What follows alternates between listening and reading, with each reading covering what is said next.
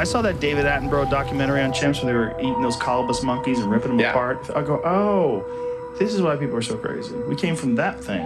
Yeah, exactly. The search for the origins of humanity is a story of bones. It is the story of our progress from ape to man.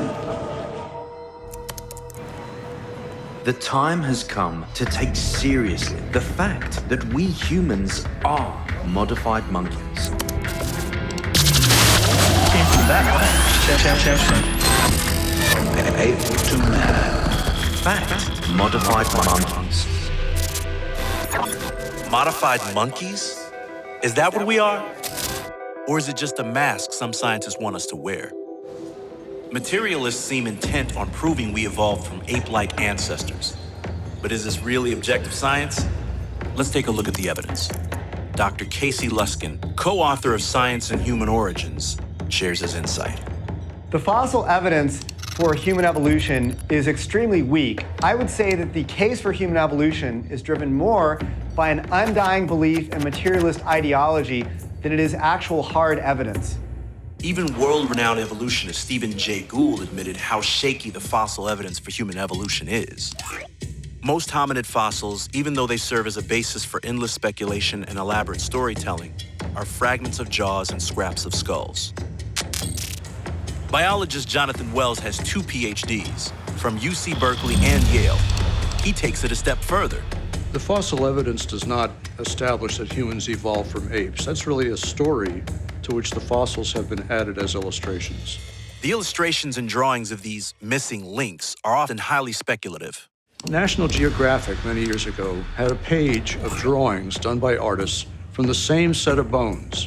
One looked like a gorilla, another looked like a modern human, another looked like a werewolf, all from the same set of bones. So the drawings are mostly imaginative, not evidence. It's a shame that most people take these drawings and the stories they tell as fact, even when they contradict the actual evidence. Take the drawings of Homo erectus, which often appear as intellectually inferior and far from human. But the fossil evidence paints a different picture.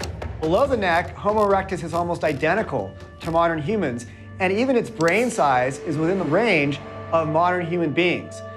Homo erectus also used stone tools, they harnessed fire, and in fact, there's even some paleoanthropologists who believe that Homo erectus was capable of building boats. Homo erectus appears to have been a lot more intelligent than what scientists originally assumed, and what the public is often being told. Same thing goes for Neanderthals. Quite a few paleoanthropologists think that Neanderthals buried their dead, that they have been discovered with signs of high intelligence, including art and culture. So although many artist impressions will depict Neanderthals as very primitive, if a Neanderthal were to walk in the door right now, you would not be able to distinguish them most likely from a modern human being. As if the drawings weren't enough, some evolutionists actually try to portray the ape-like fossils as more like human, just to fit the narrative of a missing link. A classic example is Lucy. Many people will be surprised to learn that just a couple years ago, it was discovered that one of Lucy's bones in the fossil we call Lucy actually belonged to an ape.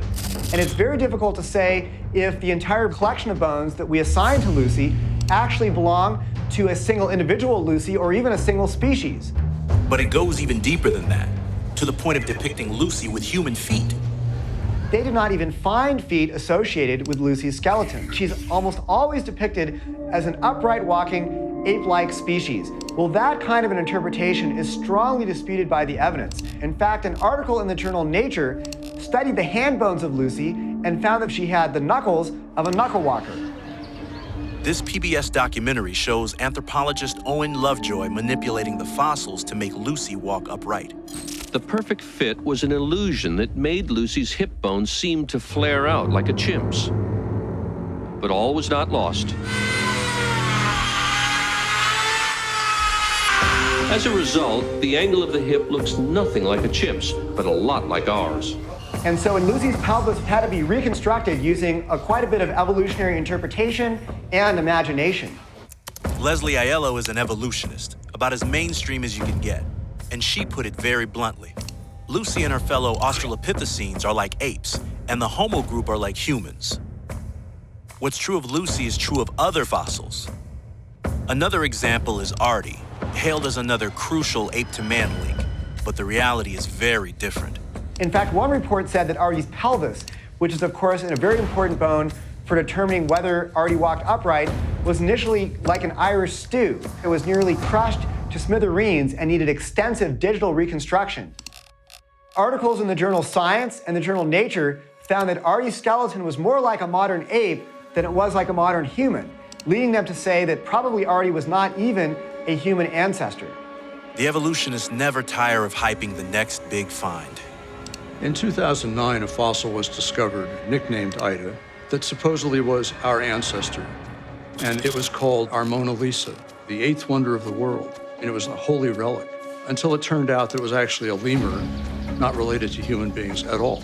So, what's left of the ape-to-man fossil story after we set aside the fudged reconstructions, the imaginative storytelling, and the pro-evolution bias? Just a handful of inconclusive fossils and a massive gulf between ape and man. Hominid fossils generally fall into one of two main categories, and that's human-like fossils and ape-like fossils, and there's a large, distinct gap between those two groups. From ape to man. It's time to lose the monkey bias. Without it, one can see what most people around the world already know. We humans are more than just another animal.